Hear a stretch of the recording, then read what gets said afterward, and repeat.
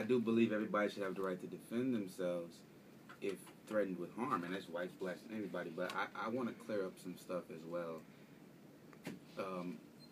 I'm not saying that violence is the only answer, but I'm saying that if something is not done to solve the race problem, violence is going to happen. And it's happened. You look at the 60s, Martin Luther King, Malcolm X were assassinated. That's violence on a small scale. So, one day, and we had Detroit riots we talked about, it's going to be violence on a bigger scale. If something is not done, I'll give you a perfect example of what I want to think about. What could set it off? Belle Isle is a state park now, and it costs to get on. Belle Isle is on the east side. East side is a lot of people don't have money. I remember sometimes when me and my friends go to Belle Isle, you got $10 to your name, you go, you get 2 beers, you get some sweet, you get some candy, you get some McDonald's, and you drive on Belle Isle every day. You know, we don't have $11 a car to pay. I might, but not everybody has $11 a car to just give away money. And so the state taking that is going to make it less urban and make it a state park and make it, so people are going to be like, you know what, it's a black city. We've been going to Belle Isle all our lives. You need to let us on. Then they'll say, no, you got to pay. And then oh, okay, I got to pay. You know, we got ignorant people, bow. And then before you know it, bow. And then before you know it, now we all going down to Belle Isle because one of our brothers was killed. And it could pop off that way. So I think if something is not done, to have a respect for black people, and I think that's part of it, a respect for what we have, what we own, what we do, our traditions, then it could get violent. And if it gets violent, I don't advise that anybody shy away from that, because we've been shying away from violence too long. If it gets violent, you have to defend yourself. But hopefully it won't get violent. I'm not saying we should go out and get violent. Right. But if it comes to that, historically, your people have always been okay with violence too, you know, American Revolution and everything else. Right, which again is kind of at the center of, if my family is trying to live according to the story of Jesus and the crucifixion of Jesus in particular, that means if things get violent, we are on the side of suffering alongside those who are the victims of that violence. We won't, I won't be on the side of the violence, but if someone's hurting you, it's my call to hurt alongside you. Does that make sense? Yeah, but I think that's a wrong message, brother, because what you're telling us is, look, brother, I'll just get beat up with you. No, you want to fight with me? We'll fight together, but we ain't getting beat up no more. We're not gonna hurt together. We're gonna defend ourselves together. You know what I'm saying? We're gonna hurt together. You know, why would we hurt together? We could defend ourselves together. I mean, and the Bible talks about violence a lot, brother. God was doing some pretty violent things to people.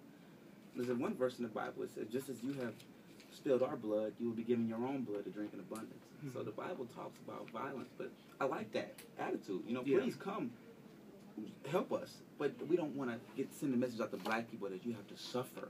And I'm not. We're not going to suffer with you. We're going to help you. Yeah. And that's why I have so much of a problem with, I grew up Christian, and I really was I have a Bible verse tattooed on me. I think the Bible is an excellent book, but I don't advise anybody to truly follow it the way it is now, because it is destructive to your Pan-Africanist spirit. It makes you a docile, submissive bunch of people. And religion is deification of one's culture. And so I think Christianity now, even though it took place in the Middle East and Jesus was historically not white, you know that, is you paint him as that, but I don't blame you, because everybody wants to look at themselves. I personally don't. I'm them, you don't, brother. Right. But it's the deification of one's culture. It's raising up a culture and making God. So if I'm going to worship anything, I'll go back and I'll see those pyramids that my ancestors left before any of this, 3,000 years ago, that has been here before us and will be here after we die.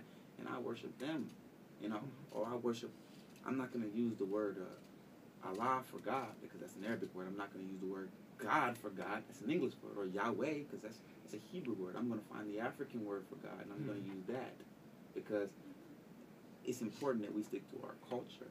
And I think Christianity, even though it's part of as blacks, it's a good story. The way it's taught is just so destructive to black culture, so destructive. And the way it's shown, you can't go into a church and many churches and find a black Jesus, even though it says in Revelations he had a hair of wool and skin of black and bronze. you know? Right. And you don't teach that. Yeah.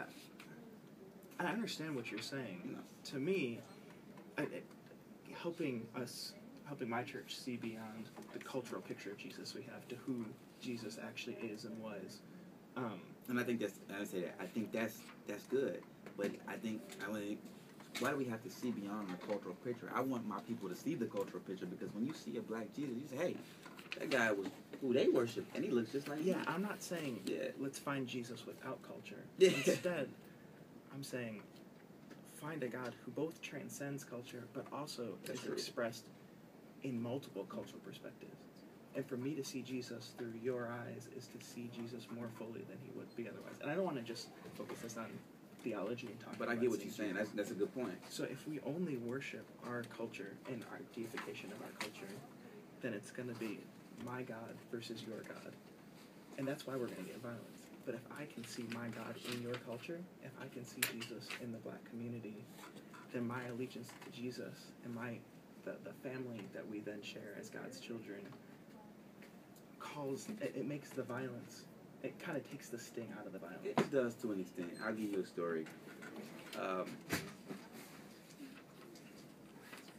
No offense to the Nation of Islam, because they're my brothers, and I think what they're doing is excellent, and they help more black people than anybody else, of course. I was at the mosque the other day, and I just felt compelled to leave, and so I left.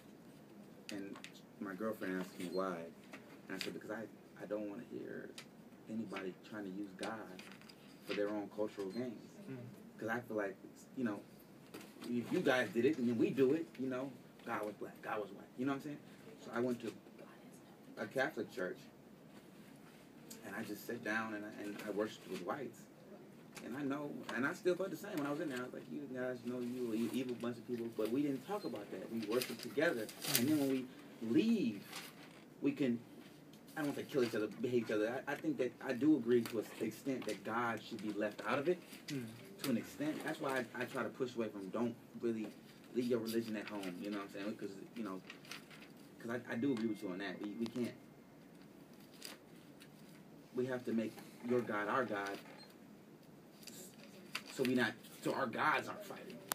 But I don't think to an extent, I don't think this has anything to do with God.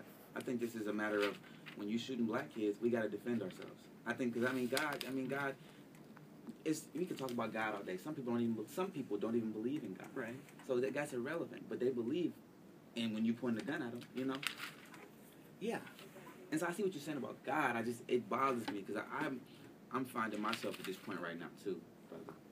And with God, and you are, everybody is, but you can't bring God into it, because it's nothing to do with God right now. God is God. This is what we dealing with on earth, if you get what I'm saying. I do. I mean, and I don't want to focus too much on that, so I will just say, as an aside, for me, it has everything to do with God, because to me, God isn't just a passive observer of all of this violence, but God is actively moving to bring about reconciliation, to put an end to the violence, put an end to the tension, to restore relationships and all of that. Now, that said, and the reason why it really matters to me is because I've seen so many white Christians. I mean, if we're talking about white culture in America, it's predominantly Christian. Yes. Identify with that story. So that's our story, that's our religion, that's who we are, that's our community. And yet, those same people are the ones organizing lynchings. And that's not the most common thing. The Klan burns a cross to show the light of Jesus Christ. I'm like, what? You know what I'm saying? Right. And so I think and that's why I'm pushing. And we're gonna wrap it up. But I want to say that's why we push back so much, because if we all just want to be Christians and we love each other, brother, go get it. We'll turn in our guns for Bibles. You turn in your guns for Bibles. We can do it. But that's not. But that's what bothers me. It's the most Christian people, you know, who hate us the most. Right. And then they want us to be Christian. You know,